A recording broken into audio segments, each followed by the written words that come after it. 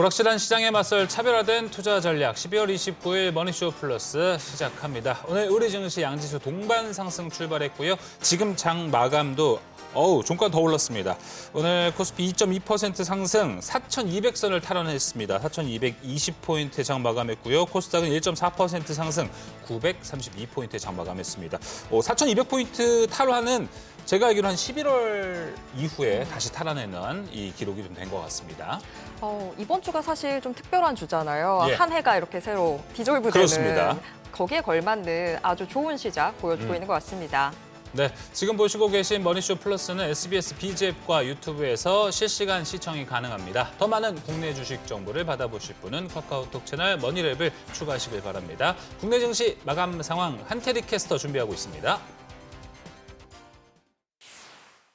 한 해 끝과 시작을 동시에 앞두고 있는 이번 주의 월요일장이 마감됐습니다. 31일은 증시가 쉬어가기 때문에 이제 내일이면 올해 주식시장은 마감되고 새로운 출발을 준비하게 될 텐데요.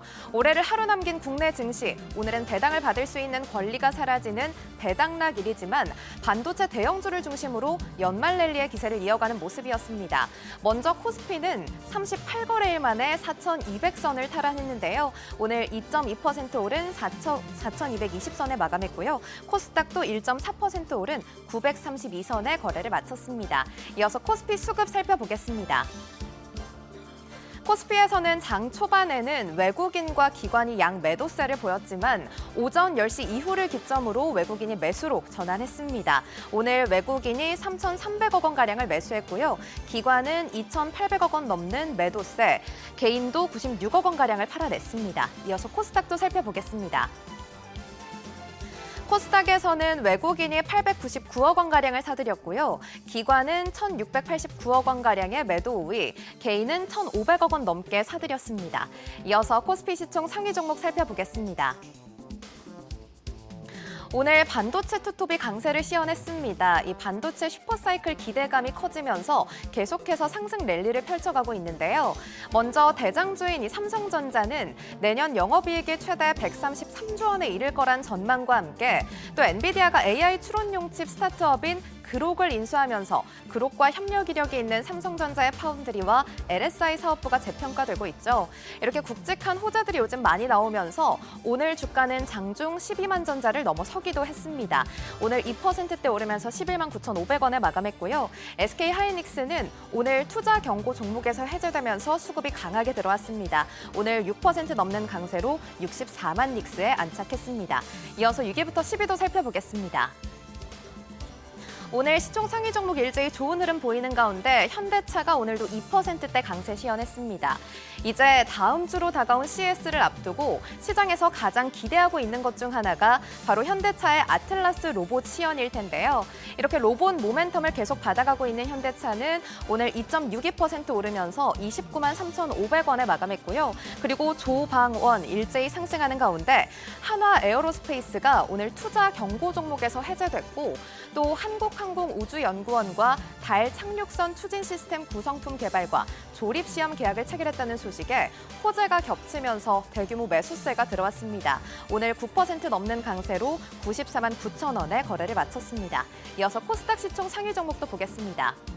오늘 코스닥은 바이오와 로봇, 반도체가 이끌었다고도 볼 수 있는데요. 먼저 알테오젠은 전일장에서 피하주사 제형 전환 기술인 ALT-B4를 대상으로 빅파마와 기술 이전 옵션 계약을 체결하면서 시세를 냈었는데 오늘도 3%대 강세 흐름 이어갔습니다. 특히 신한투자증권은 알테오젠의 기술을 두고 이미 10곳이 넘는 글로벌 제약사가 테스트에 나선 가운데 기술 이전 우선권을 확보하기 위해 번호표를 뽑는 상황이라고 설명하면서 목표 주가 73만 원을 제시하기도 했는데요. 오늘 종가는 45만 5천 원에 거래를 마쳤습니다. 그리고 레인보우 로보틱스는 오늘 시세를 냈었지만 윗꼬리를 달고 내려오면서 0.4%대 강세로 마감했습니다. 이어서 6위부터 10위도 보겠습니다. 오늘 확실히 바이오 쪽이 강했습니다. 리가켄 바이오만이 3%대 약세 시현했고요. 이외 종목들은 일제히 오름세를 나타냈는데 이 JP모건 헬스케어 컨퍼런스를 딱 2주 남겨둔 상황에서 새로운 모멘텀을 확보할 수 있을지에 대한 기대감이 반영되는 분위기입니다.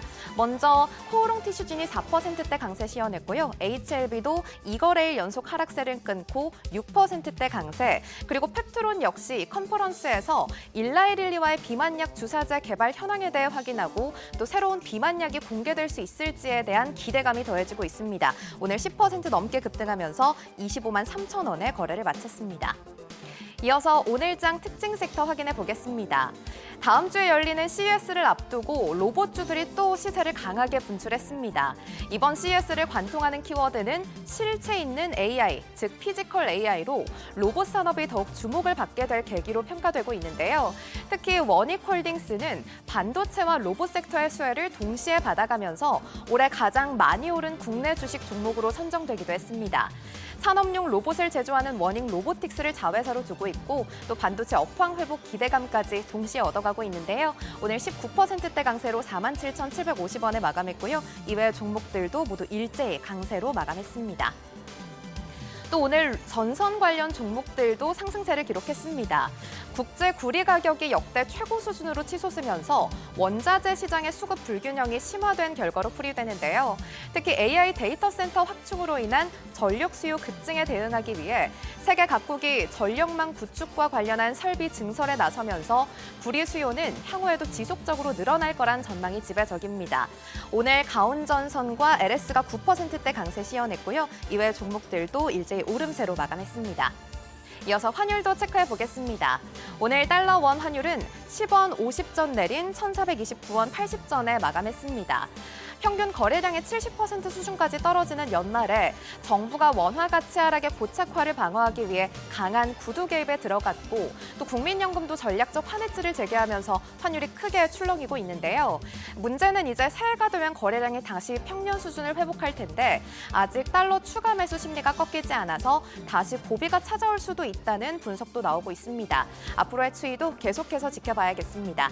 이렇게 오늘장 흐름부터 특징 업종까지 살펴봤는데요. 이어지는 자세한 시장 대비는 증시 인사이트에서 함께 보시죠. 지금까지 오늘장 브리핑이었습니다.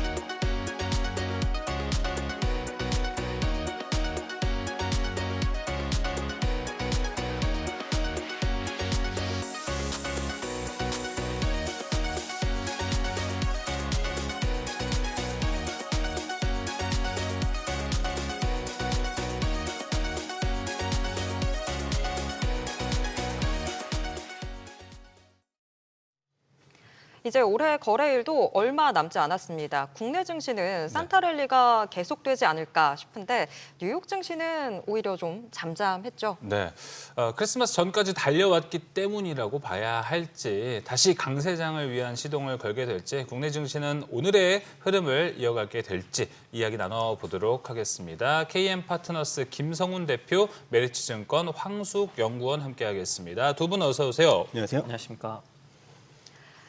오늘 시장 코스피, 코스닥 둘 다 시간이 흐를수록 상승폭 확대해 나가는 모습이었는데 시장부터 먼저 좀 짚어볼게요. 김성훈 대표님, 오늘 사실 배당락 당일이었잖아요. 근데 지수가 이렇게 견조했다라는 건 배당락 효과가 많이 분산됐기 때문인지 아니면 시장이 배당보다는 미래의 성장에 계속해서 베팅하고 있다. 어느 쪽으로 좀 보셨을까요? 네, 이제 실제 결제인 기준으로 본다라고 하면은 26년 첫날의 투자의 시작을 사실 오늘 알리는 상황이거든요. 결제인 기준으로 본다면. 근데 시장에서는 4,200선에 대한 돌파는 굉장히 저는 새로운 지수 레벨에 대해서 긍정적인 흐름으로 보이는데 오늘 같은 경우는 장중에 코스피도 그렇고 코스닥도 그렇고 장중 최고가를 지금 달성한 그렇습니다. 상황이고요. 예, 외국인들 같은 경우는 뭐 5, 6거래를 연속해서 현선물 매수 우위를 기록하고 있다는 점, 그것이 환율의 효과와 실적의 효과가 두 마리 네. 토끼를 다 잡는 그런 굉장히 긍정적인 모습을 보여줬고, 뭐 SK하이닉스를 비롯해서 이 하나 에어로도 투자 경고 종목에서 이제 제외되면서 투자 심리가 좀 대형주, 당분간은 대형주 위주로서 수급 그쵸. 이동이 좀 있을 수 있다. 이제 코스닥하고 코스피하고는 상황이 조금은 이제 변화가 좀 이어질 수 있다라는 저는 생각을 갖고 있고요. 코스닥 같은 경우도 지금의 기세 상승은 사실 이제 내년 정도 초반까지도 이어질 수 있을 텐데, 11월부터 이제 도입되고 있는 IMA 이제 제도, 이게 뭐 증권사 제도인데 중소형 이제 지수로서의 자금 유입이 좀 더 이어질 수 있다라는 판단도 좀 이어질 수 있을 것 같고요. 코스닥 벤처펀드에 대한 세제 혜택 강화라든가 일부 여러 가지 이슈로서 인해서 대형주 쪽보다는 코스닥은 이제 섹터별로 섹터별로에서 흐름인 굉장히 좀 이 수익률 면으로는 천차만별의 이제 차별화가 이어질 수 있을 텐데, 지금으로서는 첨단 산업에서 오늘과 같은 경우도 이제 로봇이라든가 네. 뭐 우주산업 관련된 섹터들의 시장 주도주로서의 역할을 계속 이어갈 수 있다라는 점은 저는 코스닥 쪽에서 오늘은 그래도 상승 하락 종목이 거의 동일했지만, 사실 코스피는 상승 하락 종목이 굉장히 좀 빠르게 좀 대형주 쪽으로 매기가 이어진 반면 코스닥 쪽은 섹터별로의 흐름이 좀 더 차별화가 이어질 수 있다라는 말씀을 좀 드려보고 싶습니다. 코스닥은 섹터별로 차별화가 계속 이어질 수도 있다 짚어주셨고요. 그런가 하면 우리 시장과 다르게 지난 주말 뉴욕 증시는 조금 다른 온도차를 보였는데요. 황영군 연구원님, 지난 주말 뉴욕 증시 좀 산타랠리를 기다렸던 투자자들한테는 조금은 아쉬울 수 있었던 장이었던 것 같은데, 이 분위기를 어떻게 읽어야 될까요? 뭔가 추가 상승을 위한 좀 에너지를 응축을 하고 있는 건지, 아니면 이미 오를 만큼 오른 건지. 저는 그 후자에 가깝다고 생각을 하고, 지난주 금요일 분위기는 유동성이 얇은 숨고르기 맞아요. 상세가 아니었나라고 생각을 합니다. 그 날짜를 보시면 12월 24일 오후부터 이제 휴장을 해서 25일까지 휴장이었고, 휴장 이후에 첫 개장일 26일 금요일이었는데 하필 그 다음 날도 토요일 일요일 휴장일이었습니다. 그래서 그 끼어 있는 금요일이었다라 보니 연말 휴가 및 결산 영향으로 인해서 거래량이 줄었고요. 지수는 그래서 보합권을 좀 나타냈던 것 같습니다. 3대 지수 모두 0.1% 미만의 변동성이 나타났는데, S&P 500은 지수 기준으로 보면 그 전 거래일 종가 기준으로 신고가 경신하고, 이날도 장중 신고가를 경신을 하긴 했었습니다. 맞아요. 그 전에 5거래일 연속 이제 오르고 있었던 만큼 전반적인 분위기는 나쁘지 않은 가운데에서 약간의 어떤 대부분의 어떤 휴가 시즌을 겹치면서 뭔가 이제 활발한 거래가 일어나지 않은 그런 영향이라고 생각을 합니다. 근데 중요한 포인트는 그래서 산타랠리가 꺾였다라고 보기보다는 이미 이제 상승한 영향이 있었다라는 거. 그래서 뉴스가 특별히 나쁘지 않았음에도 불구하고 연말에는 자연스럽게 차익 실현이라든가 저가 매수라든가 이런 부분들이 서로 맞부딪히면서 횡보장이 나타나는 경우들이 있었다라는 거고요.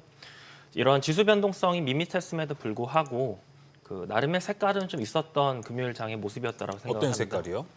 섹터별로 좀 보면은 네. 좀 그 특징들이 나타나는데, 첫 번째로는 그 와중에 가장 많이 오른 섹터가 소재 섹터입니다. 소재. 소재가 저희가 이제 원자재 섹터라고도 부르는 섹터인데, 원자재. 네. 그래서 뭐 금이나 을이라든가 뭐 구리 신고가 그렇죠. 경신하는 가운데에서 이제 미국의 이제 채광 기업들이 이 섹터에 포함이 되어 있고요. 그래서 뭐 프리포트 맥모란 같은 기업들이 2% 이상 주가 상승하면서 이런 이제 원자재 랠리와 관련한 그런 섹터가 금요일장에는 좀 많이 올랐고, 두 번째로 많이 오른 섹터가 IT 섹터입니다. IT. 기존의 주도 섹터가 여전히 모멘텀이 슬라이트하게나마 살아있다는 모습을 확인할 수 있었는데, 뭐 팔란티어라든가 엠러빈 이런 기술주들이 다소 좀 주춤을 하긴 했지만, 엔비디아 같은 기업들이 이제 1% 상승을 하면서 네. 시가총액 1위 주식이 또 이제 힘을 보여주면서 기존의 주도주 모멘텀이 여전히 살아있다라는 모습을 또 확인할 수 있었던 게 금요일날 장의 모습이었던 것 같습니다. 근데 이번 달로 미국 시장을 좀 통틀어서 보면은 뭐 테크도 잘 올라갔지만 기대치만큼은 아니었고, 사실 제일 많이 올랐던 게 금융 쪽이었잖아요. 네. 그러다 보니까 미국 시장에서 금융은 테크가 내년에 한번 다시 갈 수 있는 키워드가 될지 궁금해하시는 분도 많을 것 같습니다. 지금 아니면 연말 연초라 일시적으로 이렇게 좀 좋은 건지, 윈도우 드레싱처럼 네네. 그런 부분인 건지, 아니면 이제 좀 색깔이 좀 변한다고 보시나요? 저는 전반적인 색깔은 좀 비슷할 확률이 높다라고 생각을 합니다. 여전히 기존의 주도주들의 실적 모멘텀이 가장 강한 상황, 특히 뭐 IT 섹터 중에서도 지난 3분기 실적 시즌을 또 리뷰를 해보면 반도체 섹터의 실적 추정치가 가장 많이 상향 조정이 되었거든요. 이제 반면에 금융주는 12월에 또 말씀해 주셨던 것처럼 12월 한 달을 이제 섹터별 수익률을 비교를 해봤을 때 말씀하신 대로 IT 제일 섹터가 MTD로는 그렇게 아웃퍼폼하지는 못했지만 맞아요. 그게 이제 중간에 버블 이슈 이런 것들이 있으면서 빠졌다가 다시 좀 올라오는 이런 양상이 12월에 좀 나타났었고 금융 섹터의 경우에는 많이 오른 게 이제 어떤 자사주 매입 소각이라든가 어떤 금융 규제 완화라든가 이러한 기존에 사실은 올해 상반기에 한번 소화를 했었던 재료들이 다시 한번 부각이 되면서 주가가 또 랠리를 나타내곤 했는데 이게 요 금융주들은 다른 한편에서는 AI 그 인프라 투자와 약간의 어떤 그런 간접적인 영향을 주고받는 그런 섹터이기도 합니다. 이를테면 최근에 이제 10월 달, 11월 달 들어서 미국 AI 인프라 투자에서 가장 두드러졌던 부분 중 하나는 기존의 AI 투자는 기술주들의 자체 자본력으로 투자를 하다가 이제는 민간 금융 자본이 이제 AI 산업으로 들어가면서 그렇죠. 이거를 저희는 다른 말로는 AI 기업들이 이제 부채를 끌어다 쓴다라고 네. 표현을 하는데 그게 금융 기업들한테는 이제 수혜가 일부분 수혜가 될 수 있는 포인트다라는 이자도 거죠. 있고. 네. 예. 그래서 그런 포인트들이 또 어떤 기대감 관련해서 간접적으로 영향을 주고 있는 상황이다라고 보입니다. 네, 맞아요. 지난주에도 뭐 AI 거품론 버블론에 이어 AI B2 아니냐 이런 얘기 나오고 있는데 그런 수혜는 일단 미국 내에서 금융주들이 좀 챙겨가고 있는 것도 포인트가 될 것 같고 워낙에 이제 트럼프도 완화적인 정책을 갖고 가기 때문에 금융주들을 눈여겨보자라는 이야기도 많이 나오고 있습니다. 그렇다면은 김성훈 대표님 오늘 시장에서 제일 재밌었던 특징적인 거는 많은 종목들이 뭐 올라간 것도 있는데 저는 오늘 이렇게 보고 싶어요. 투경 해제된 종목들 모두 올라갔다. 뭔가 좀 시사하는 바가 있습니까? 하이닉스, 한화에어로스페이스, 두산에너빌리티, 현대로템 오늘 다 윗골이 안 달리고 쭉쭉 치고 나가면서 마감했습니다. 뭐 결국은 그런 것 같아요. 이제 대형주에 대한 모멘텀을 자꾸 이제 걸림돌이었던 요소들이 제거된다는 그쵸. 점. 예, 그래서 일단 기본적인 이제 가치만으로 평가가 될 수가 있는 상황에서 일단 제가 아까 전에도 뭐 SK하이닉스 실적을 얘기를 했지만은 환율이라든가 아까 말씀드렸던 이 투경 해제의 모멘텀들이 한 번에 오늘 6%대로 반영을 하루 만에 이렇게 좀 폭발적으로 이제 성장을 했거든요. 네. 이 모멘텀이 그러면은 오늘로 단기간에 끝날 것이냐? 그걸로 봤을 때 오늘이 저는 시작점이라고 생각이 되고 수경도 해제됐고. 네, 이 종가상으로는 지금 최고치의 주가 수준인데 투자자분들께서는 이런 생각도 많이 갖고 있거든요. 그러면 SK하이닉스를 뭐 삼성전자를 비롯해서 지금의 주가 레벨이 굉장히 좀 부담스러운 레벨일 것이냐. 근데 이제 상대적으로 보면은 우리가 마이크론 얘기도 많이 뭐 지겨운 얘기지만은 지금 마이크론에 대한 이 상대적인 저평가 그리고 H200의 중국 수출 재개됐을 때 이제 엔비디아의 매출 비중이 15% 이상 또 차지하고 있을 수 있는 부분에서 그것들이 완화된다는 점 그리고 HBM4의 내년 양산 본격화 뭐 여러 가지 다양한 이슈들이 지금 이 반도체 주도를 이끌어가는 상황에서 이 비중이 우리가 개인 투자 여러분들이 반도체 비중이 포트폴리오 없었을 때와 있었을 때 수익률 차이가 앞으로 갈수록 굉장히 좀 이 격차가 좀 클 수 있다는 점을 좀 상기시켰으면 좋겠다라는 말씀을 드려봐야 될 것 같고요. 네. 그래서 상당 부분 저는 삼성전자, SK하이닉스의 뷰는 지금부터라도 좀 오픈 상단을 좀 맞아요. 열어보고 맞아요. 대응을 해 나가셨으면 한다 말씀 드려보고 싶습니다. 오늘 외국인이 3,300억 샀는데 하이닉스를 외국인이 1,700억 원 가량을 매수한 모습이었습니다. 그렇다면 대표님 보셨을 때 예전에 하이닉스 전고점 찍고 좀 내려왔던 흐름에서 많이 좀 하락했었잖아요. 그때 어떤 일각의 전문가들은 이런 얘기도 했습니다. 오늘 같은 날 하이닉스가 이제 전고점을 뚫고 올라가는 게 진짜 본격적인 상승이 맞다라고 이야기를 하시는 분들도 있었습니다. 여기에 대해서는 지금이 타이밍이 딱 맞다라고 말씀하신 거죠? 뭐 결과론적으로 SK하이닉스의 이 본연의 가치가 훼손되는 역할을 보여준 게 아니고 대외적인 환경 때문에 그렇잖아요. 그렇죠. 그리고 AI 버블로는 늘 있어왔던 거고 네. 제가 봐도 내년에도 그러니까요. 또 오라클 부채와 관련된 리스크는 항상 존재를 하는데 그때마다 사실은 SK하이닉스가 반응을 좀 했지만 이번에는 좀 다를 것 같아요. 내년에는. 왜냐하면 사람도 그렇고 계속 악재가 노출이 될수록 내성이라는 게 생기거든요. 맞아요. 제가 봤을 때는 이제부터 만약에 SK하이닉스가 대외적인 환경 이슈 때문에 주가가 하락을 한다면 오히려 매수 기회로 작용할 수 있는 요소들이 굉장히 많다라는 점을 꼭 상기시켰으면 좋겠습니다. 네, 지난주에 사는 게 최고였었던 것 같아요. 예. 아쉬운 마음에 지금 중얼중얼. 맞습니다. 네. 네. 대표님, 근데 SK하이닉스 관련해서 1월 9일인 걸로 알고 있는데 ADR 관련한 제공시 그 일자가 1월 9일인 걸로 알고 있는데 이게 그러면 저희가 좀 예상할 수 있는 중요 이벤트, 단기 이벤트로는 주요 지금은 그렇죠. 이벤트일까요? 오. 그렇죠. 이제 뭐 사실은 이게 가치를 높여준다기보다는 일단 해외 투자자들한테는 신뢰성을 좀 더 높여줄 수 있는 하나의 계기가 될 그쵸. 것으로 보이는데 핵심은 사실 ADR이 핵심은 사실 아닌 것 같고요. 네, 다음 달에 삼성전자 잠정 실적 발표가 제일 중요할 것 같고 그렇죠. 거기에 힌트를 얻어서 SK하이닉스 이게 실적 발표된 다음에 바로 수급이 SK하이닉스 쪽으로 좀 더 이동을 할 것 같거든요. 지금 먼저 반응을 했던 게 삼성전자였고 그다음에 뒤늦게 또 SK하이닉스가 이제 발동이 좀 걸렸는데 실적 시즌 일정 매매도 사실 최근에 다 알고 있지만 그게 되게 중요한 사항이고 3분기도 그래왔기 때문에 이번에도 아마도 일정 매매 쪽으로도 수급이 좀 이동하는 현상도 일부 나올 걸로 보입니다. 네, 알겠습니다. 황승 연구원님은 이 국내 반도체랑 좀 연결되는 건 미국에서는 아직은 모르겠습니다. 이제 내일 되면 다시 또 이야기가 나올 수 있을 것 같은데 엔비디아가 그로크를 전략적으로 인수하지 않았습니까? 엔비디아도 참 대단하지만 이런 걸 보면은 엔비디아가 이 이슈와 함께 TPU나 앞으로 나올 자체 칩들에 대한 몸값을 올려준 것 같다라고도 좀 생각을 거꾸로 했습니다. 이 부분은 좀 어떻게 생각을 하십니까? 그러니까 엔비디아가 그로크 이제 인수한다는 뉴스가 나왔지만 엄밀히 말해서는 어떤 업무 협약과 그리고 뭐 인재가 이동하는 그런 이벤트가 사실은 뭐 지난주부터 좀 회자가 되면서 네. 엔비디아 주가에 좀 영향을 주기도 했는데 그 이슈 다시 한번 해석을 해보면 그 그로크라는 회사는 이제 그 자체 반도체인데 그 반도체에 걔네가 갖고 있는 반도체의 설계 역량이 그 이제 추론 쪽에서 맞아요. 그 레이턴시라고 하는 지연 시간을 극도로 네. 낮춰주는 그 기술력 갖고 있는 그 기업입니다. 그래서 요게 왜 엔비디아 입장에서는 어떤 전략적 포인트를 갖고 생각을 하느냐?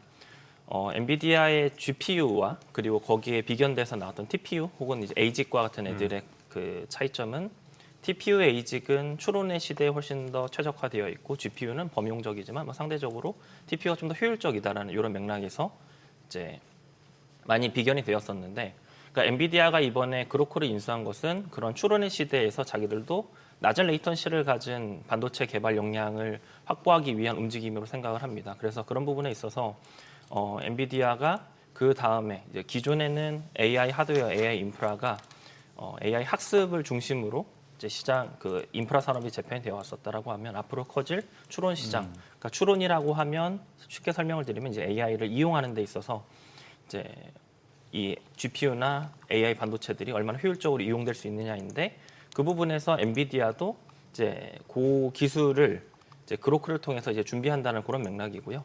그래서 자기들도 거기서 좀 더 뭔가 헤게모니를 가져가겠다라는 맥락에서의 그런 움직임이었다라고 해석이 됩니다. 그렇다면은 제가 궁금한 거는 이제 젠슨왕도 사실 TPU 처음 나왔을 때는 사실 그 전에 어떤 기술이 나와도 젠슨왕은 긁히는 티가 안 났었거든요. 근데 TPU는 조금 긁힌 티가 났습니다. 우리는 초격차를 갖고 가고 있다 이런 인터뷰를 할 정도였는데 이번에 이제 의식은 된다. TPU 시장 같은 에이직 칩이 의식은 된다라고 해석을 하십니까 혹시? 사실 저는 엔비디아는 그냥 자기들이 가던 길을 원래 가고 있다라고 생각을 하긴 하거든요. 무슨 뜻이냐면 이번에 사실은 그 그로크를 인수한 것도 추론 시장에서 이제 엔비디아의 제가 생각했을 때는 네. 엔비디아의 그 락인 효과를 계속 가져가기 위한 여러 가지 전략 그렇죠. 중 하나로 엔비디아의 구멍을 막아주는 전략이니까. 전략으로 생각을 하는데 그래서 그렇게 가던 길 가는 거고 TPU 너네는 너네대로 잘한다. 우리는 하지만 우리가 가던 길 계속 가고 네. 우리의 뭐 소프트웨어나 그 사람들이 우리 걸 이용하면 그 주변의 사람들 우리 걸 이용할 수밖에 없는 요 전략을 가지고 계속 우리들의 비즈니스를 나가겠다라는 그런 일환에서의 그냥 그 원 오브 댐의 전략이라고 생각을 합니다. 네, 알겠습니다. 그 부분에 봤을 때는 일단 이 뉴스는 사실 엔비디아가 더 대단한 건 맞습니다. 하지만 TPU를 앞으로 더 높게 쳐줘야 되나라는 이 고민이 계속되고 있다 보니까 이런 질문을 한번 드려본 거예요. 그것도 한 가지 말씀을 드리면, 그러니까 저는 11월부터 어떻게 말씀을 드리냐면 그러니까 TPU와 구글이 대단해진 거는 그대로 인정하는 맞아요. 것 때문에 엔비디아가 이제 뭐 여기에 이제 뭐 뺏긴다라거나 진다라거나 이런 맥락으로 해석하는 건 좀 지양하자라는 말씀 많이 드리고 있습니다. 예, 알겠습니다. 질문을 한 연속 3번을 해야 답변이 나온다라고 좀 생각이 들었습니다. 네. 계속 찌르면 뭔가는 맞아요. 나온다. 나올 때까지 네. 질문한다. 미증 씨 계속 조금 더 이야기를 해볼게요. 네. AI 인프라와 또 오라클 얘기도 좀 해보고 싶은데 미증 씨가 좀 잠잠한 와중에도 블룸버그가 선정한 올해의 인물이 시장의 화제인데요. 이 주인공이 오라클의 레리 앨리슨이었습니다. 연구원님, 이 젠슨 왕이나 머스크를 제치고 지금 앨리슨이 꼽힌 배경 어디에 있다라고 짚어야 될까요? 제가 생각했을 때는 그러니까 올해의 인물이라고 선정이 된 배경은 뭐 젠슨 왕이나 그 저희 누구를? 젠슨왕. 테슬라의 머스크나 일론 머스크. 많죠. 잠깐 기억이 네, 워낙 나요. 인사들이. 머스크는 원래 이제 대단했던 사람들이고 올해 사실은 올해 2025년 AI 인프라의 해라고 해석을 했을 때 핵심 키워드 중에 하나는 스타게이트 프로젝트일 것이고 네. 그 스타게이트 프로젝트와 가장 이제 밀접한 연관이 있는 기업이 오라클이기도 합니다. 그리고 이제 하이퍼스케일러 기업 중에서 가장 이제 늦게 시작한 기업으로서 좀 더 공격적인 투자를 올해 많이 했던 게 오라클이기도 해서 그런 맥락에서 블룸버그에서 올해의 기술 거물로 앨리슨을 꼽은 게 아닌가 저는 그렇게 보입니다. 맞아요. 이경규 씨가 그런 얘기를 했었잖아요. 연예 대상을 받으려면 1년 내내 잘하기보다는 연초보다는 연말에 잘해야 상을 받을 수 있다. 이런 이야기도 있는데 항상 잘하던 뭐 젠슨왕 머스크보다는 올해 딱 눈에 띄었던 게 또 오라클의 CEO이기 때문에 뭐 거푸는 부분은 반영이 아직 안 된 것 같습니다. 연말이니까. 중요한 건 연말에 잘해야 된다. 그렇죠. 여튼 연말은 잘했습니다. 네. 여기에 더해서 또 원점까지 확보하려는 앨리슨의 집요함도 좀 돋보였다라는 생각이 드는데 오라클을 그러면 단순 클라우드 기업이 아니라 이제는 정말 AI 인프라에 있어서 최종 포식자? 이렇게까지도 좀 평가를 해줄 수가 있을까요? 최종 포식자라기보다는 이제 저희가 흔히 말해서 하이퍼스케일러라고 하는 기업들을 정확히 꼽으면 아마존, 구글, 마이크로소프트, 오라클 요 4개 기업이거든요. 그래서 그 4개 기업 안에 드는 이제 거대 기업이다라고 이제 AI 인프라 기업에서 중요한 한 축을 담당하는 기업이다로 봐야 되는 거는 맞는 거죠. 네, 알겠습니다. 뭐 이렇게 좀 미국에서는 뭐 다양하게 이제 빅테크들 내년에도 뭐 좋은 전망, 좀 상반된 이야기도 좀 나오고 있는 것 같습니다. 근데 김성훈 대표님 보셨을 때 요게 이제 오늘 주말간에 있었던 이슈가 이런 이야기가 있었어요. 마이크로소프트를 비롯한 이 빅테크들도 지금 AI 칩들이 엄청 중요하고 엄청 구해야 되는 시점인 거잖아요. 근데 HBM3, 4 모두 가격이 지금 30에서 50%는 다 인상할 거다 내년에 이런 이야기가 있었습니다. 근데 이런 관점에서 보면은 구글, 엔비디아는 그렇다 쳐도 나머지 뭐 앞서 이야기한 오라클도 있을 것 같고요. MS도 있을 것 같고 메타도 그렇고 비용에 대한 문제가 내년부터 좀 생각을 해봐야 될 때가 되지 않았나 좀 생각이 들었습니다. 네. 그러니까 결국은 시장에서 집중하는 게 이제 비용에 관련된 문제와 더불어서 수익화적인 관점이 가장 핵심인 것 같고 지금 계속해서 이제 그 부채 말하자면은 대규모 채권 발행이 내년에도 시장에 대해서 부담을 줄 수 있다는 얘기들이 많잖아요. 그렇다면 이 회사채 발행의 급증이 단순히 AI 인프라 구축에 대한 마련 자금 때문이냐 아니면은 만기가 도래하고 있는 채권을 막기 위해서 재발행을 하는 것이냐 그 규모면으로는 계속해서 저는 이어질 수 있지만 최근에 오라클 사태에서 해결책을 하나 제시한 게 트럼프가 이번에 이제 이 바이트댄스에서 틱톡 모회사 쪽에서 이제 그 합작 회사를 이제 설립을 하기 위해서 이 오라클의 이제 하나의 큰 고객사를 하나 마련을 해줬잖아요. 예. 바이트댄스의 틱톡을 미국의 이제 그 지분을 15% 정도 이제 주면서 그런 것을 좀 무마하게 하는 과정이 이어졌기 때문에 저는 사실은 이 리스크도 있지만 사실 미국 정부에서도 그렇거나 전반적인 AI 산업에 대해서 중국의 걸기를 계속해서 막기 위한 과정에 어느 정도는 국내 이제 미국의 이 빅테크 업체들의 기업의 투자는 계속 이어질 거고 수익화 과정은 좀 느려질 수는 있지만 그런 것을 어느 정도 누수를 막기 위한 이 정부의 적극적인 지원이 계속 이어질 수 있다면 큰 우려감은 저는 내년 정도는 그렇게 터질 만한 우려감은 없다라는 해석을 좀 내려드리고 싶은 상황입니다. 네, 무난하게 내년까지도 갔으면 좋겠다 이런 생각이 들기는 하는데 황승우 연구원은 좀 어떤 생각을 갖고 있습니까? 내년에 혹시 뭐 이런 얘기도 있습니다. AI 쭉 테크로 봤을 때는 승자 독식의 시대가 더 강해질 거다라고 이야기를 하시는 분들도 좀 있습니다. 그래서 뭐 엔비디아나 알파벳은 우위를 지켜갈 거고 그 외에 오라클, 메타 그 외에 좀 기업들은 위태위태할 수 있다 이런 얘기도 있습니다. 좀 어떻게 생각을 하세요?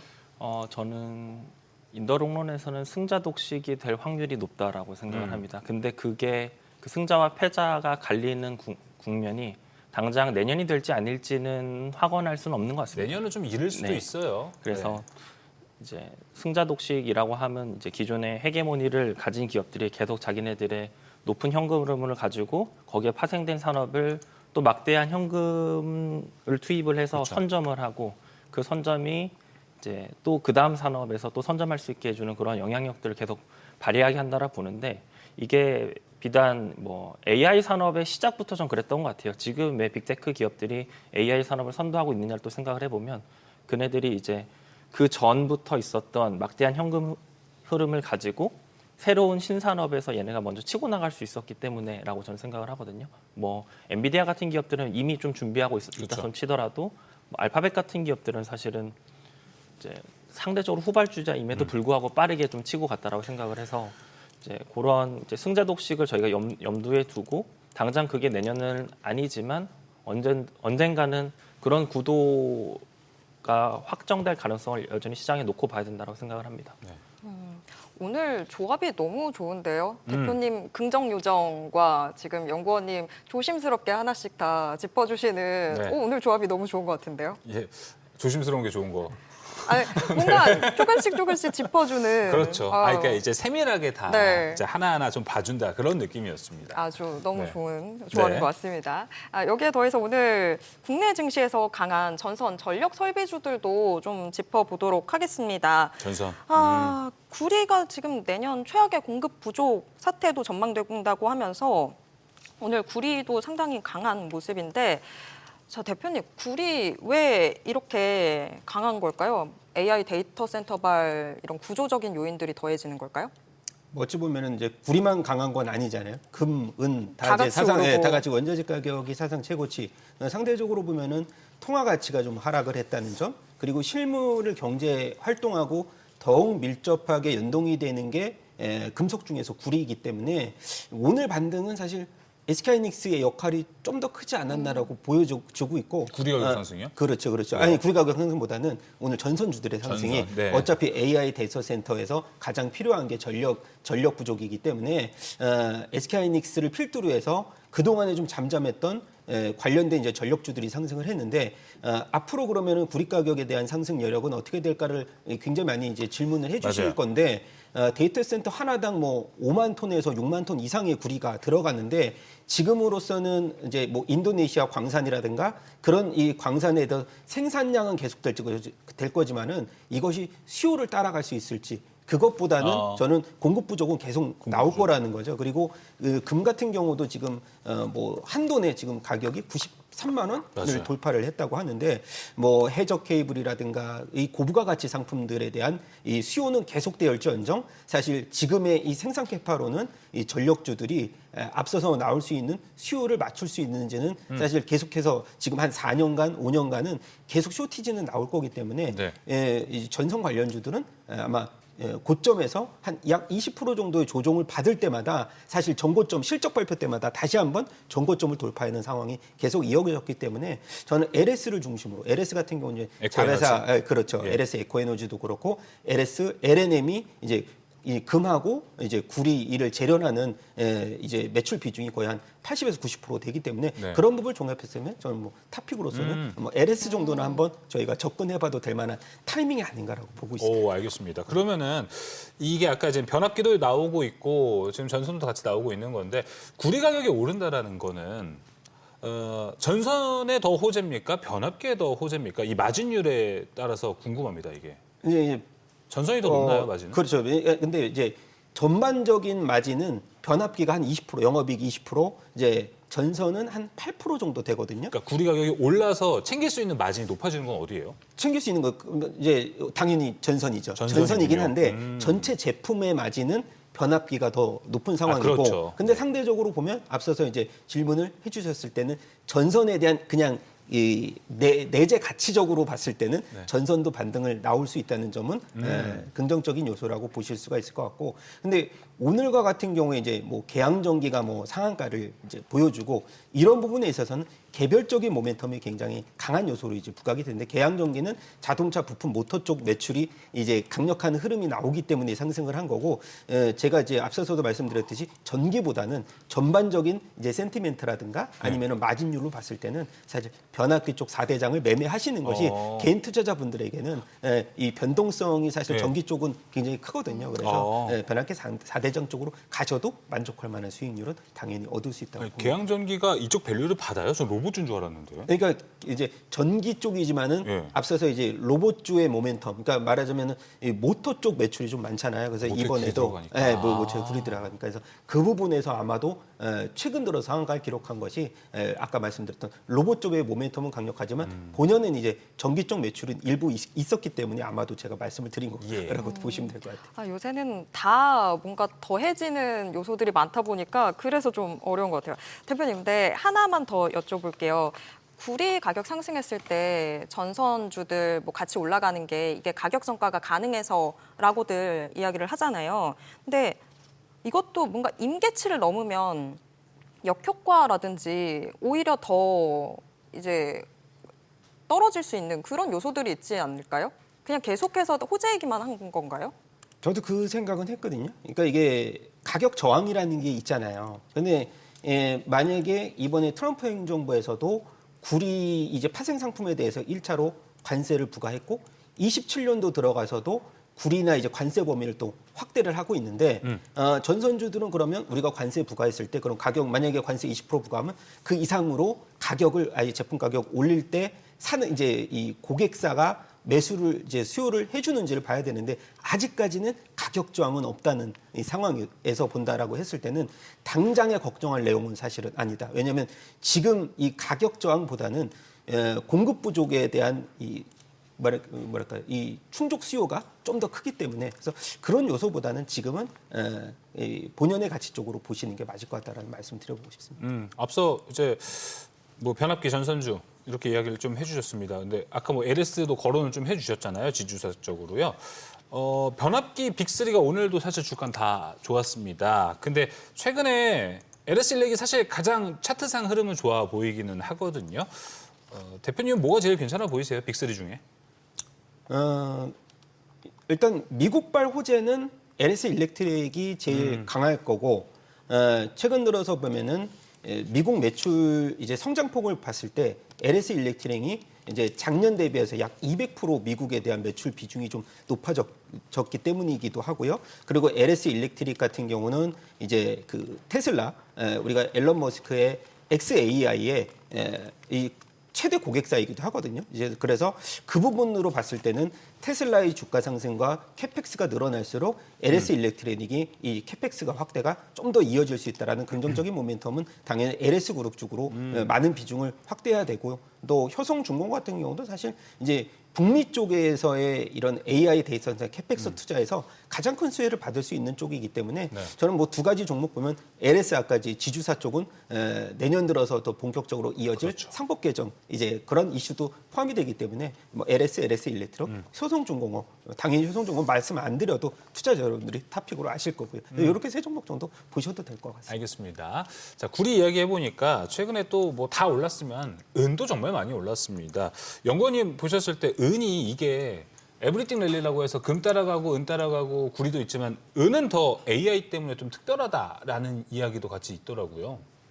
뭐 그런 얘기도 있는 것 같긴 한데 제가 생각했을 때 최근의 랠리는 뭐 AI 때문이라기보다는 그러니까 원자재 자체를 좀 봐야 될 것 같아요. 인플레이션 해지수에 따라서 금 오르고 금 따라가니까 금에 대한 대체재로 은 오르고 은 오르니까 은에 대한 대체재로 뭐 팔라디움, 뭐 백금 이런 거 이제 오르는 그런 맥락에서 지금의 원자재 가격들의 움직임을 해석하는 게 맞지 않나라고 생각합니다. 에브리띵 랠리의 개념으로만 일단 현재는 이해를 하는 게 좋을 것 같다. 이야기해 주셨습니다.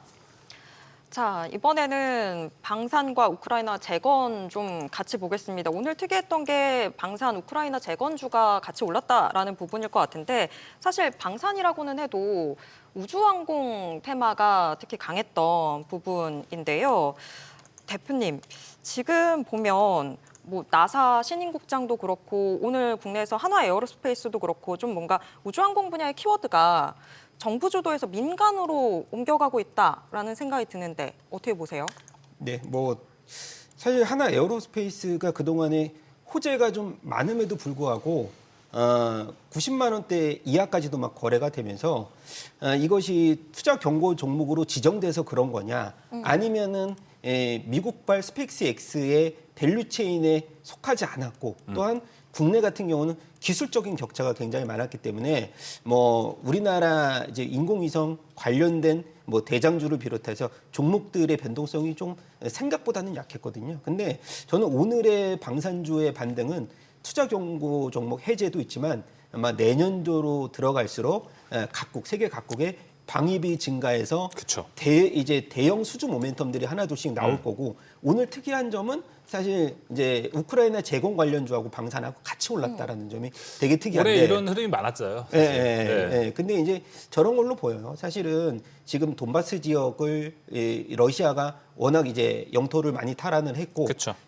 저희는 못 느끼지만 이 동유럽 국가들은 굉장한 그 전쟁 위협으로. 관련 리스크에 많이 노출이 돼 있을 러시아가 거라는 계속 거죠. 커지고 있잖아요. 맞아요. 예. 그래서 언제든지 협약 이제 만약에 뭐 휴전 협약이 이어질 이게 휴전하고 종전하고는 좀 다른데 종전이 있을 수가 없잖아요.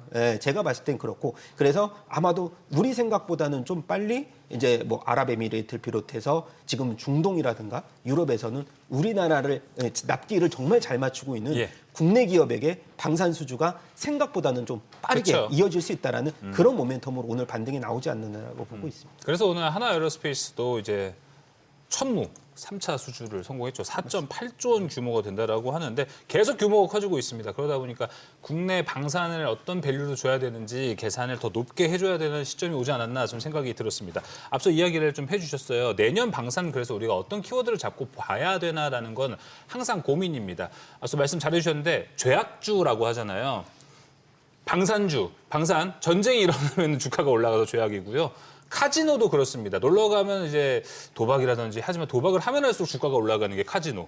담배도 그렇습니다. 이런 죄악주들이 있는데 방산도 사실 여기에 포함이 되어 있습니다. 근데 이제 러시아, 우크라이나가 종전의 무드를 잡는다고 하면 방산주만의 호재는 사실 없어진다라고 봐야 되잖아요. 해석을 좀 어떻게 하십니까? 앞서서 이제 뭐 인공위성 관련된 모멘텀들도 내년에 제일 큰 모멘텀 이벤트라고 하면 그 이슈를 빼놓을 수가 없는데 그래서 하나 에어로스페이스라든가 뭐 LIG 넥스원, 로텐까지도 그런 수혜를 받을 건데 핵심은 이제 스페이스 X에 대한 것은 핵심은 저는 아니라고 보고요. 당연히 아까 말씀드린 구조가 이게 제일 큰 게 현대로템에서 9조의 빅수주가 터졌는데 그거 이상으로 터질 수 있는 뭔가 핵심적인 대형 모멘텀이 있느냐 그걸로 좀 많이 해석을 하더라고요. 2조 정도면은 굉장히 적게 보고 그러면은 이제 9조, 이제 10조 넘어서의 숫자가 나와야만 방산이 좀 믿고 올라갈 수 있다. 이제 우리의 눈높이가 조금 높아졌기 때문에 뭐 높아졌구나. 실적도 그렇잖아요. 실적 컨센서스를 일부만 비트를 해도 실망감 때문에 가이던스가 좀 약하다 이런 실망감 때문에 빠졌지만 지금으로서의 방산주를 볼 때는 아마 1, 2월, 3월 안에 아까 말씀드렸던 유럽향 빅수주가 하나 정도는 저는 터진다고 보거든요. 왜냐하면 종전이 나와도 이 아까 말씀드렸던 유럽 국가들에게 있어서는 지금의 상황이 굉장한 그 위협감이 들 수 있는 그런 시기이기 때문에 그런 부분들을 한번 종합했을 때는 저는 방산주들이 오늘 반등에 성공은 했지만은 이것이 저는 단기간에 마무리 국면이다. 지금 그렇게 보지 않습니다. 두산 에너빌리티도 그렇고 대형주 수주에 대해서 유동성이 좀 유입을 했다는 점도 긍정적이고 저는 여러 가지 요소는 방산주한테 모멘텀이 크다 이렇게 말씀드리고 싶습니다. 이 글로벌 키워드에서 자주국방이 내년까지도 좀 지속될 수 있을 것 같다 이렇게 볼 수 있을 것 같은데 연구원님 생각은 어떻습니까? 국내 방산 말고 글로벌 트렌드로 봤을 때 자주국방 내년까지도 좀 이어질 것 같으세요? 거대한 트렌드 중 하나라고 생각을 합니다. 이게 이제 글로벌 변동성 데이터를 기준으로 생각을 해보면 2차 세계대전이 끝난 1945년 이후에 1990년대까지 90년 초까지가 네. 이제 그러니까 팍스 아메리카나라고 해서 대대적인 무력 충돌은 없지만 이제 약간의 냉전 시대가 그때까지 있었고 그 와중에 이제 무력 충돌을 대비한 국방비 지출이 있었고 90년대 이제 소련이 붕괴하면서 약 30년 동안 평화의 시대가 2020년대 초까지 있었다라고 한다면 그게 턴어라운드가 된 거는 이제 2020년대부터라고 생각을 합니다. 우크라이나 전쟁이 시작이 됐고 미국과 중국이 무력 충돌은 하지 않지만 사실상 전략 경쟁을 하고 있고 그리고 그 중간에서 미국은 이제 글로벌의 국방을 자기가 책임져 주는 게 아니라 유럽 너네도 너네가 알아서 국방력을 갖추도록 해라. 뭐 이런 식으로 이제 좀 변화들이 나타나고 있고 저는 팔란티어 그 피터 틸이 한 얘기가 되게 좀 와닿았던 얘기가 뭐가 있냐면 전 세계가 평화를 유지하기 위해서는 서구 세계가 이제 압도할 만한 힘을 갖추어야 한다라는 얘기를 하더라고요. 이 말인즉슨 결국에는 자주국방이 역설적으로 평화를 가져와 준다라는 그런 맥락에서 국방비 증액과 여기에 따른 뭐 관련주들의 어떤 수혜는 이게 단순히 전쟁이 시작하고 끝나고의 맥락과는 좀 다른 얘기라고 생각을 합니다. 뭔가 그런 흐름이어서 그런지 자주국방 그리고 이 세계화라는 기조가 좀 끝나가는 것 같고 좀 탈세계화로 가고 있잖아요. 그래서 최근에 이런 원자재도 더 올라가는 것 아닐까? 그래서 다음 키워드가 최근에 자주국방이었다면 이 다음 키워드는 원자재이지 않을까 생각은 좀 들거든요. 원자재는 사실은 그것도 이제 여러 그 지역 편제성이 있다라는 측면에서 한창 이제 지역화가 되고 이제 공급망이 분배 그 재편이 되면서 뭐 2022년에도 비슷한 맥락에서 원자재 가격대로 좀 올랐던 것 같아요. 이제 그 부분들은 이제 또 공급망 재편됨에 따라서 수혜주가 생길 수도 있고 피해주가 생길 수도 있을 것 같습니다. 네, 알겠습니다. 오늘 저희가 지금 방산 그리고 우크라이나 재건까지도 좀 짚어봤는데 대표님 요거 하나만 더 여쭤볼게요. 저희가 우크라이나 재건 이슈들 뭐 계속해서 뜨고 지고 했었던 상황인데 만약에 진짜 정말 종전협상 급물살 타게 되면 재건 관련주들은 이제는 정말 새로운인 건가요? 아니면 오히려 실적이 더 붙어서 정말 올라간다고 봐야 되는 걸까요?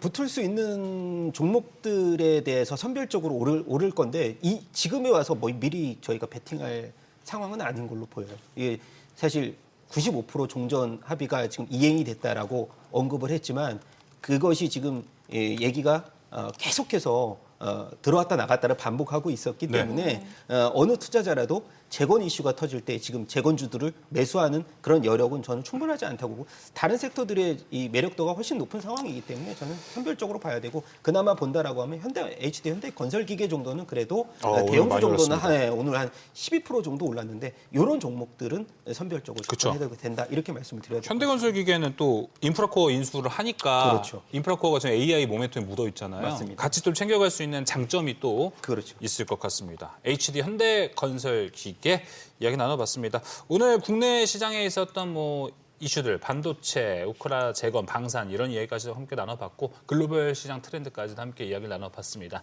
두 분 여기서 보내드리도록 하겠습니다. 오늘 말씀 고맙습니다.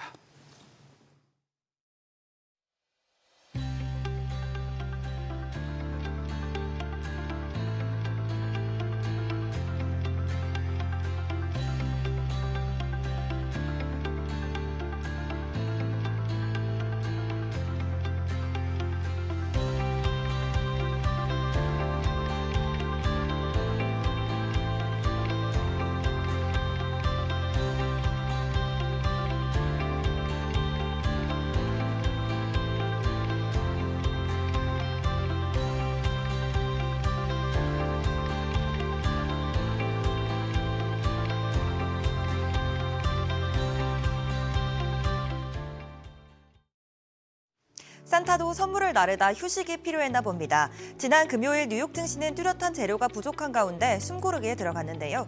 마감 상황 보면 다우, 나스닥, S&P 500 모두 약보합 마감했습니다. 시총 상위 종목들 보시면 엔비디아는 1% 넘게 상승했습니다. 그룹과의 라이선스 계약을 통해 사실상 인수했다는 소식이 호재로 작용했고요. 애플은 약보합 마감했습니다. 시총 6위부터도 보면 방향은 엇갈렸는데요. 브로드컴은 엔비디아 약진에 0.55% 상승했고요. 테슬라는 비상시에 테슬라 차문이 안 열린다는 문제가 계속되면서 하락 마감했습니다. 금값은 또 사상 최고치를 기록했습니다. 한때 4,550선에서 거래되다가 다시 올라서 이제 4,552선에서 거래되고 있고요.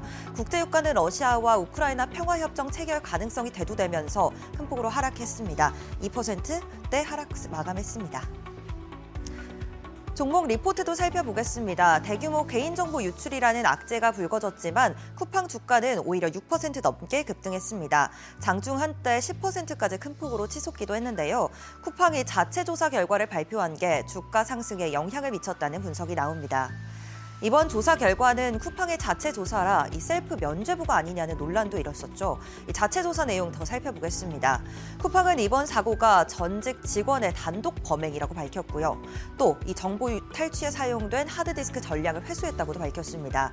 여기에 제3자에게 정보가 전송된 정황은 없었다는 점, 해당 정보를 모두 삭제한 점도 함께 공개했습니다.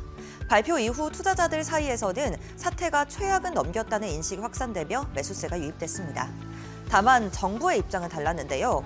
정부는 쿠팡의 이 자체 조사 결과는 아직 공식 확인되지 않았다며 현재 조사는 계속 진행 중으로 최종 결론은 나오지 않은 상황입니다. 이와 관련해 김범석 쿠팡 의장은 이 사과문을 서면으로 발표했습니다. 김 의장은 창업자이자 이사회 의장으로서 진심으로 사과드린다며 불편을 겪은 고객들을 위한 보상안을 마련하겠다고 밝혔습니다. 또 오늘 오전 1인당 5만 원의 보상안을 내놓았는데요. 내년 1월 15일부터 지급한다고 밝혔는데 이게 사용 조건이 까다로워 보상안이 아니라 마케팅 아니냐는 비판도 나옵니다. 한편 국회는 내일부터 이틀 동안 쿠팡을 상대로 상임위 6곳이 함께하는 연석 청문회를 개최하는데요. 다만 김 의장은 기존 일정이 있다며 이번 청문회에도 모습을 드러내지 않을 예정입니다. 정리해보면 쿠팡 주가 급등은 사고 자체보다는 이 최악의 시나리오는 피했다는 시장 판단이 반영된 결과로 보입니다. 다만 정보 조사 결과가 이에 따라 달라질 수도 있기에 계속해서 지켜봐야겠습니다.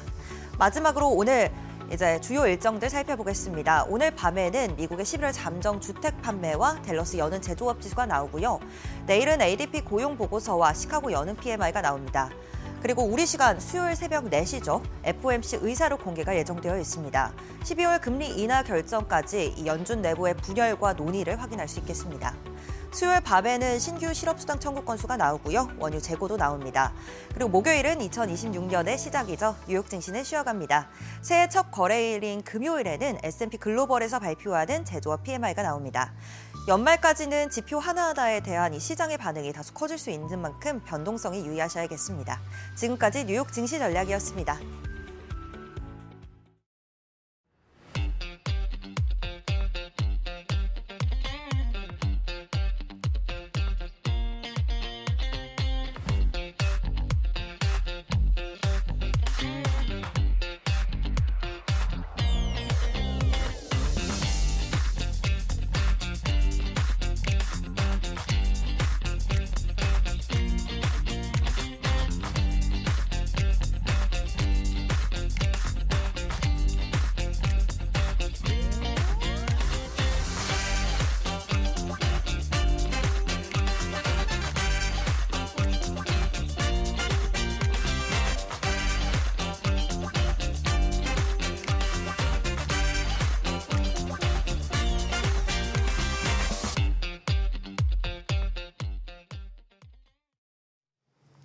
지난주까지만 해도 산타랠리가 오는 걸까 하고 뭔가 갸웃하게 됐는데 오늘 국내 증시를 보면 그래도 뭔가 희망을 품게 되는 상황인 것 같습니다. 네, 그렇습니다. 이제 뉴욕 증시는 내년부터 강세장을 시작할 수 있을지 아니면 내년에 우리 어떤 이슈를 살펴봐야 할지 GFM 투자연구소 이진우 소장과 함께하도록 하겠습니다. 소장님 안녕하십니까? 네, 안녕하세요.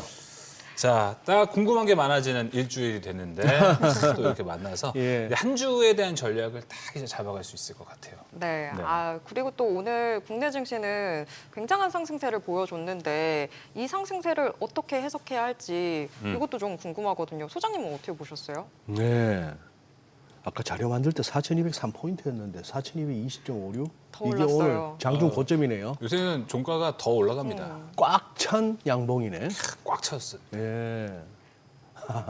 웃음이 나오는. 제가 오늘 느낀 바는 확실히 외국인들이 눈치들이 빠꼼이에요. 아, 뭐 한번 닮아도.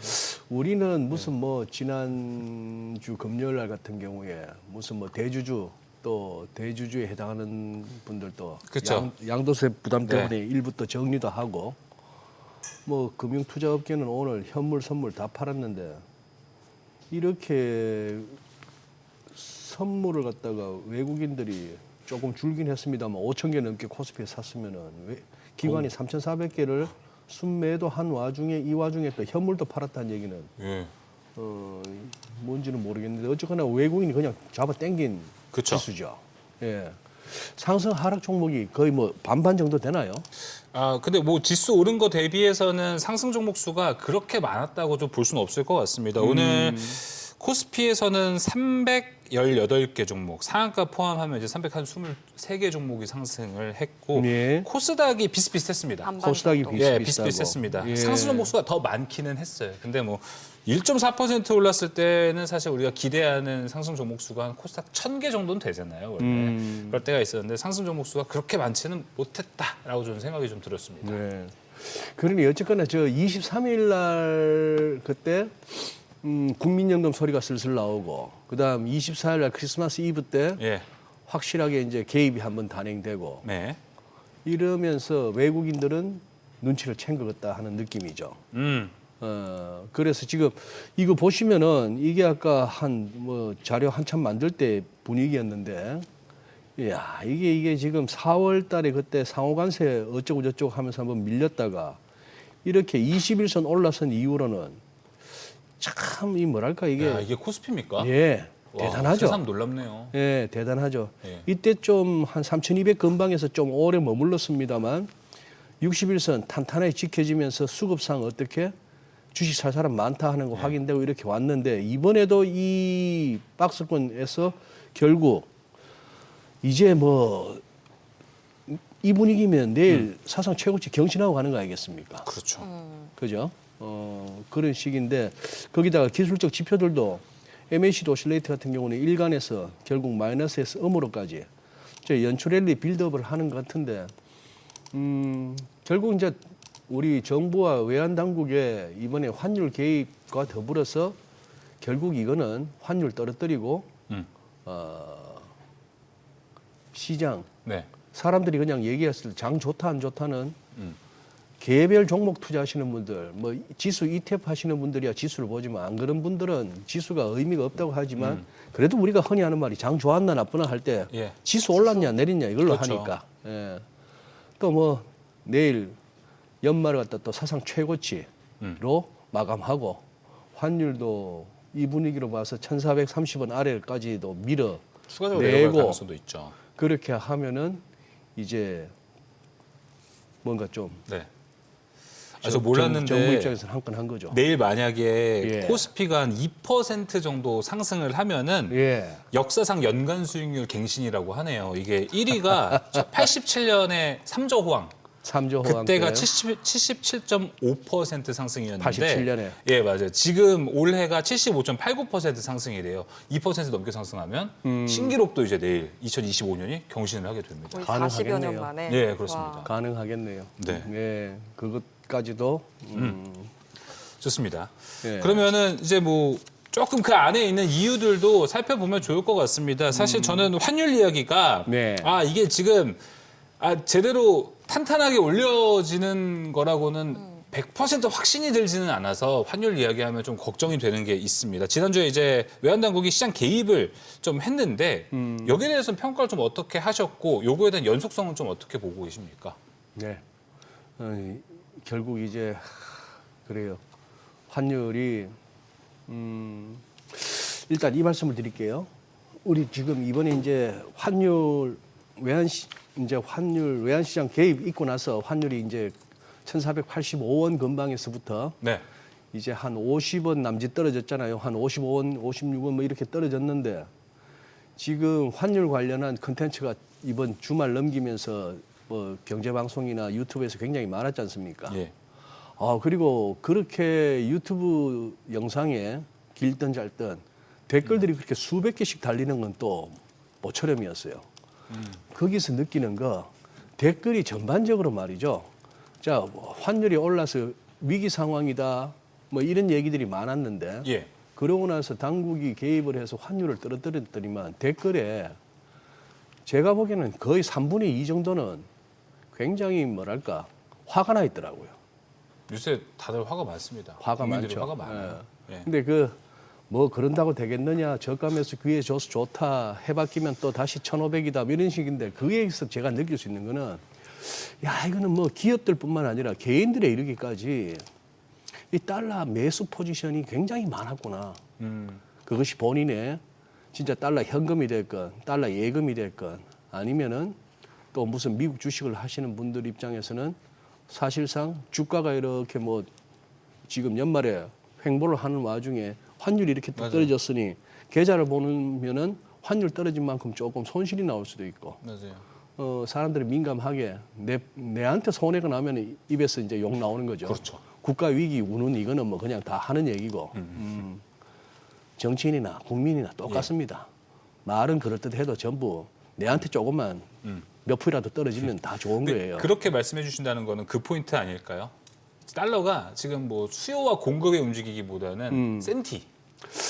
거기에서 달러를 더 내렸다 올렸다라는 개념들이 좀 생겨나고 있는 것 같아요. 그래서 예. 이게 정부가 들어와서 개입을 한 거 하고 환율을 지금 떨어뜨리는 건 좋다. 야, 근데 이거 연속성에 대해서는 우리가 어떻게 봐야 되냐. 이 부분이 아직도 좀 풀리지 않은 숙제인 것 같아요. 그래요. 이제 왜 개입을 했을까를 갖다 이렇게 한번 추론을 한번 해보죠. 첫 번째는 네. 이 월간 차트 그동안 몇 번 보여드렸습니다만 이거 보시죠. IMF 외환위기 때 2,000원 그리고 금융위기 때 1,597원 이렇게 연결했더니 이 선 올라서고 나니까 한 단계 환율이 업그레이드 되죠. 그래서 이제 1,300원대를 우리가 봤습니다. 그러고 나서 이걸 갖다가 또 돌파되고 나니까 또 이렇게 올라왔어요. 자, 그런데 이번에 느낌이 어떠세요? 이 선, 점선이 아닌 이 실선이 열리면은 어디서 멈출까가 좀 걱정이 되는 그런 상황이죠. 네. 뭐 그런 상황이니까 여기서 개입이 나올 만한 레벨이었으면 인정합니다. 그리고 또 연말 종가 환율에 따라서 이 평가 부분에서 굉장히 부문에서 많이 영향을 받죠. 우리나라 뭐 국가 부채가 됐던 기업들의 외화자산 부채 다 원화로 환산하는 가운데에 맞아요. 예, 이런 게 큽니다. 자, 컸고 요것도 한번 보시죠. 위에는 달러 인덱스예요. 오늘 오전에 다른 채널에서 한 얘기입니다만 우리 저 머니쇼 시청자분들하고도 나누고 싶은 그 내용입니다. 요 보시면은 좋아요. 밑에는 달러원이에요. 자, 작년 여기 보세요. 이때가 12월 3일 작년 소위 말하는 비상계엄 선포했던 그 무렵입니다.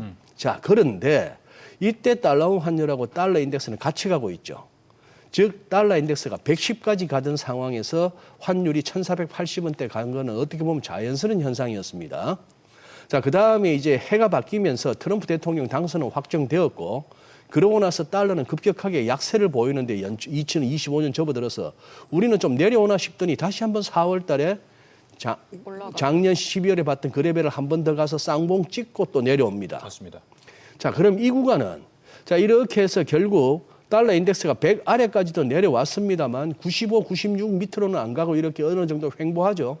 우리도 많이 이렇게 내려왔다가 이렇게 왔으니 이 구간은 같이 횡보했다고 볼 수 있어요. 네. 일단 문제는 10월 이후입니다. 10월 이후에 보면 달러 인덱스는 이렇게 좀 보면 전반적으로 오히려 약해지는 와중에 우리만 올라갔잖아요. 우리만 올라가는 이 구간이었고 결국은 여기 이제 개입이 나왔습니다. 그러니 흔히 하는 말로 작년에 이때 상당히 환율 가지고 어떤 정치적인 공세가 있었던 거 다 우리 기억하시죠? 예. 그런 상황에서 지금 이런 식의 달러 글로벌 달러 시세를 봤을 때 지금 이것이 1,480원이나 1,500원을 근접한 환율에서 올 한 해를 마감했다고 생각해 보시죠. 그러면 조금 말들이 많을 수가 있죠. 그러니까 연간에 그래도 어느 정도 그림을 만들어 놔야 된다. 예. 자, 그런 상황을 우리가 이해는 할 수 있습니다. 좋아요. 그리고 그래서 결국은 이제 23일 날은 국민연금을 갖다가 전략적 환해지 시작했다는 거고 우리 시청자 여러분 이제 내용은 다 아시니까 상세한 거는 이제 한 달 생략하겠습니다. 내내 나온 내용이죠. 예, 그다음 24일 날은 결국 비과세 당근책 서학개미들 들어오라 했는데 요거는 이제 대충 우리가 내용만 아는 거지 이거는 사실상 기획재정부 네. 그 보도 자료에 나왔던 예시 5천만 원 매도. 맞아요. 예시에 명확하게 나온 게 없습니다. 예시예요. 그래 5천만 원을 매도한 가운데 예를 들어서 내가 3천만 원 해서 5천만 원이었다. 그러면 2천만 원 이익을 본 거고 그렇죠. 2천만 원에서 250만 원 제한 거기에 대해서 22% 과세하는 걸 하지 않아 줄게. 일찍 들어오면 다 안 해줄게. 조금 늦게 들어오면 80%만 면해 줄게. 또 쫀쫀하게 뭐 쪼잔하게 그렇게 뭐 한시적으로 들어갔죠. 할 건지 한시적으로 영원히 그럴 건지 하고 이것도 안 나왔고요. 그리고 지금은 정해진 건 아닙니다만 들어와서 한국 주식 사라. 네.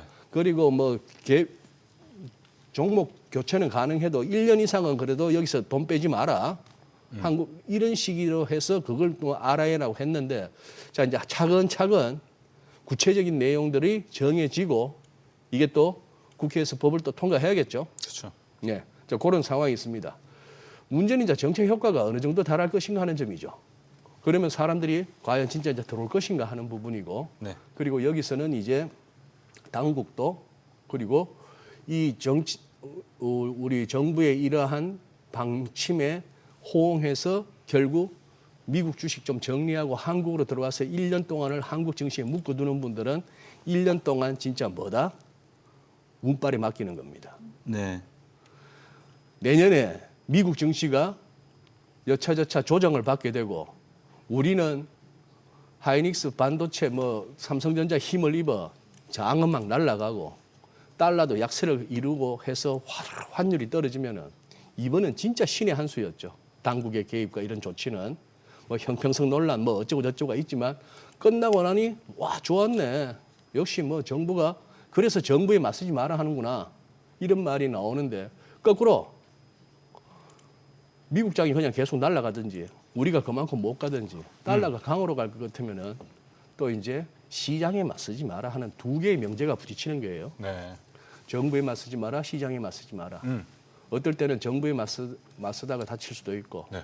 또 또 과도한 어떤 정부의 개입이나 시장 매니플레이션이 결국은 시장에 굴복당하기도 그렇죠. 하는 가장 비근한 예로 오래된 얘기입니다만 92년도에 조지 소로스가 영란은행 박살낸 거. 아 예. 파운드가 약세로 갈 수밖에 없는 상황인데 그걸 갖다 억지로 유지하고 있었을 때 그걸 박살냈고 그때 조지 소로스가 그렇게 해서 돈과 명성을 벌어들일 때 그때 밑에서 열심히 일했던 양반이 스콧 베센트고 뭐 그런 상황이 됐습니다. 뭐 그래 됐는데 또 정부의 이런 방침에 너무 또 이렇게 어게인스트 하다가 또 다치는 경우도 또 찾아보면 있죠. 그렇죠.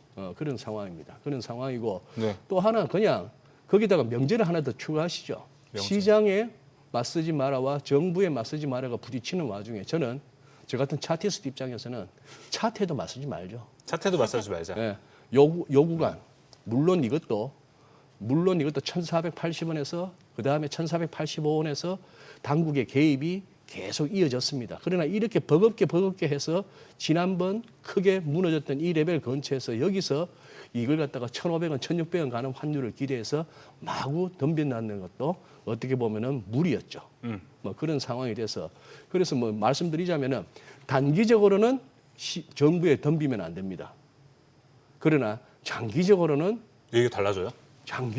그 펀더멘털의 개선이 없다면은 결국 또 그걸 하겠죠. 그렇죠. 왜 우리 원화가 그동안 이렇게 상대적으로 많이 네. 약했던가 하는 부분에 대해서 다시 또 생각을 해봐야 예, 되는. 생각을 해봐야 되고 거기에 대한 어떤 개선이 없다면은 결국 돌아가서는 그러나 지금은 어떻게 단기적으로 봐서는 외국인들이 눈치가 빠르다는 게 오호 환율도 떨어지고 지수도 땡기겠구나. 그걸 갖다가 우리가 앞서서 나가자 하는 그런 흐름으로 보고 있습니다. 야, 이게 참 어려운 건데 생각해보면 생각할수록 계속 좀 복잡한 것 같아요. 네.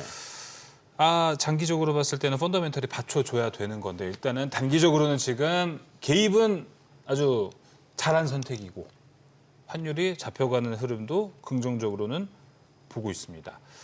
근데 이게 시장 이런 거 봤을 때 정부에 맞서지 말라고 이런 명제를 얘기해 주셨잖아요. 네. 좀 궁금한 거는 단기적으로. 그렇죠. 근데 이게 참 복잡한 게 이 개입을 이렇게 하는 게 맞냐라는 근본적인 생각은 자꾸 좀 헷갈릴 때가 있습니다. 하게 되죠. 예. 하게 되는 것이 예. 뭐 하다 안 되면 오죽하면 개입 그러니까 오죽하면 그렇겠냐라고 오죽하면 개입을 생각을 할 수는 했겠느냐 있죠. 하는 것이죠. 예. 일단은 이제 심리는 제대로 이제 꺾어놨습니다. 네. 심리는 제대로 꺾어놨고 이제 궁금한 거는 저는 1월 달 가서 12월 거주자 외화예금 추이가 궁금해요. 12월에 나오는 거. 실제 거주자 외화예금이 줄어들면서 기업들도 여러 번 불렀잖아요. 맞아요. 우리 수출업체들. 푸드 레코드로 네. 불렀다는 얘기도 여러 있습니다. 번 불렀으니까 네. 실제 그런 어떤 정부와의 협의 내지는 그런 협조 요청에 우리 수출업체들도 호응을 해서 쟁여놓았던 달러 예금을 좀 이렇게 원화로 환전하는 그런 조짐이 좀 보였다면은 지금 이거는 제대로 실린 거예요. 그거 언제 알 수 있어요? 문제 다음 저기 한 중순쯤 나오나요? 중순쯤 나오겠죠. 예, 그걸 한번 보고 싶고 네. 국민연금이 지금은 이제 환해지 차원에서만 해도 이렇게 됐고 아직도 환해지를 다 하려고 한다면은 좀 더 물량은 남아 있겠죠. 다만 그냥 들고 있는 미국 자산 실제로 팔고 들어오는 단계까지는 안 갔으면 좋겠다 싶은가 하고 예, 그리고 말씀드린 이 부분에 대해서 진짜 국가적인 어떤 좀 토론이 있었으면 좋겠어요. 맞습니다. 원화가 어떻게 하면은 이렇게 상대적 취약성에서 벗어날 수 있을까 하는 네. 부분을 예. 근본적인 토론이 필요하고 맞습니다. 저희는 뭐 이런 앞으로 전망, 원인에 대한 이야기는 할 수 있지만 뭐 저희가 해결책 제시해 봐야 뭐 이게 뭔 소용이 있겠습니까? 예, 예. 예, 뭐 저는 그래서 중요한 거는 지금 환율이 아주 떨어지는 속도는 무섭게 떨어집니다. 오늘 달러 원 환율이 보니까 이제 1,432원까지 일단 빠졌습니다. 그래요. 요게 이제 안정세 레벨을 어느 정도로 보나요? 더 한 1,400원까지도 우리가 지금 볼 수 있나요? 글쎄요. 그러니 진짜 우리 정부에서 1,400원 아래까지 밀어낼 의지와 네. 화력을 갖췄는지는 궁금한데 기왕 뭐 아까 얘기해 주신 거 연말을 좋게 마무리할 거면 소위 말하는 작년의 그 고점보다는 낮게 측정해놓고 안 되지 않겠어요? 네. 작년 말 예. 작년 말보다는 낫겠죠. 예. 작년 말보다는 낮게 이제 형성되는 거는 맞는데 지금 이 차트 보시다시피 지금 이렇게 보여집니다. 지금 23일 날 개입으로 이 21선 그동안 오래 버텼던 21선 무너뜨렸고 이게 딱 61선에서 멈췄는데 그 다음 날 크리스마스 에고 와서 금요일 날 확 밀어버렸고 그리고 나서 금요일 날도 장 끝나고 나서 런던 장으로 넘어가니까 또 이게 한 10원 정도 올라오니까 또 눌러버리더라고요. 그게 보이니까 아하 당국의 의지는 이번에 확고하구나 하는 걸 느꼈고 저는 요거 보고 싶네요. 여기 한 1,415원에서 한 20원 이 선도 깨지면은 조금 이제 개인들이나 기업들이나 할 것 없이 이거 장난 아닌데 하면서 진짜 한번 진지하게 고민할 것 같고 지금 차트를 거스르지 마라. 여기까지는 지금 어쨌거나 그래 어디까지 개입이 약발이 받는지 한번 보고 조금 힘이 약하다 싶으면 다시 또 매수하겠다라고 하는 세력들도 적지 않다는 것이죠. 네. 요 공방을 한번 지켜보시죠. 예, 알겠습니다. 오늘 환율에 대한 이야기를 쭉 한번 나눠봤습니다. 달러 환율이 1,432원까지 떨어졌는데 일단은 방금 차트로 봤을 때는 20원에서 16원 사이까지는 네, 이제 네. 지탱하고 그 밑에가 하락이 된다면 다시 한번 심리가 반전이 되는 거기 때문에 그럴 수도 있다는 또 거죠. 그때 대한 이야기 나눠보도록 하겠습니다. 저희가 지금 이야기 나눈 건 정말 단기적인 이야기고 아까 단기적인 수장님께서 잘 말씀이요. 말씀해 주신 대로 여야 가릴 것 없이 당국 다 모여서 펀더멘탈에 근본으로 되어 있는 환율 해결책을 만드는 게 중요하다. 그게 중요합니다. 네. 예. 그게 중요한 겁니다. 이게 골자였습니다. 네, 오늘 소영이과의 이야기는 여기서 마무리하도록 하겠습니다. 오늘 말씀 고맙습니다. 예. 감사합니다. 환율 이야기하면 시간이 부족해요. 항상. 너무 많은 것들을 짚어봐야 맞습니다. 되기 때문에. 네. 네, 오늘 머니쇼 플러스 저희가 준비한 소식은 여기까지입니다. 모든 투자의 판단 책임은 투자자분들께 있다는 점 알려드립니다. 여러분의 모든 경제 SBS 비즈가 함께하겠습니다. 저희는 내일 오후 3시 30분에 다시 찾아뵙겠습니다. 고맙습니다.